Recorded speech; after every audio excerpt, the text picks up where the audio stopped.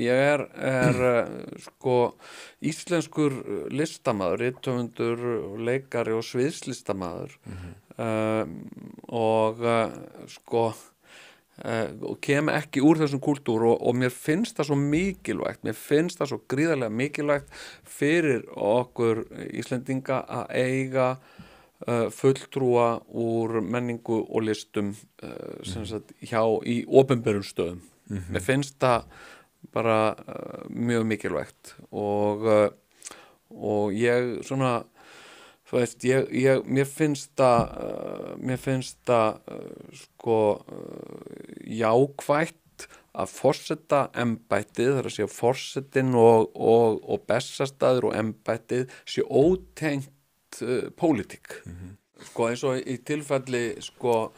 Icesave að þá var náttúrulega bara stór hreyfing á landinu sem barðist gegn þessum samningum og einhver fjölmennasti undirskriftalisti sögunar sem var afhentur og ég held sko væri ég í sporum Ólafs Ragnars Grímssonar forseta þá myndi ég held ég mjög líklega að gera það sama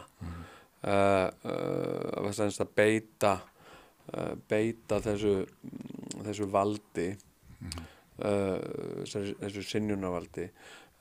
og vísa þar með í þjóðaratkvæðagreiðslu en mér finnst það ekki sko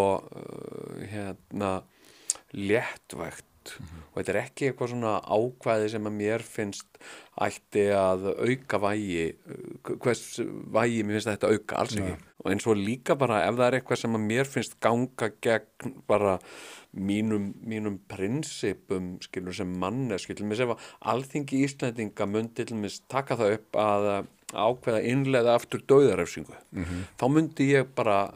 þó ég fengi enga undirskriftarlista þá myndi ég ganga gegn því eins og ég mögulega gæti og ef Alþingi myndi síðan jafnvel bara samþykkja það og svona, þá myndi ég bara segja af mér því að ég myndi ekki vilja vera forseti í landi sem að væri með dauðarefsingu bara að því mér finnst það bara svo mikil grundvallarbreyting á samfélagsgerðinni og eða fara til þess að setja upp fara að vera með kjarnorkusprengjur á Íslandi eða eitthvað svona sem að væri bara mjög afgerandi en sko en mér finnst þetta er svolítið svona eins og bara Bandaríkjaforseti og rauði hnappurinn mér finnst þetta bara sko þetta er bara nauðvörn Hver er það sem að þú hringir í og segir hvað finnst þér að ég ætti að gera? Nú er þetta mikið álita mál hér og öll spjót beinast að mér hver er það sem þú leitar fyrst til ef að þig vantar að fá lánaða dómgreind? Fyrst og fremst kona mín Jóka, ég leita eiginlega, ég leita bara alltaf fyrst til hennar, heyri hvað henni finnst svo finnst mér mjög gott að fá lánaða dómgreind hjá Sigurjóni Kjartanssyni sko. Hann er með mjög skarpa og góða dómgreind en við erum líka bara hreint ekkert alltaf sammála sko. og og síðan sko á ég bara mjög góða vini sem ég ber mikla virðingu fyrir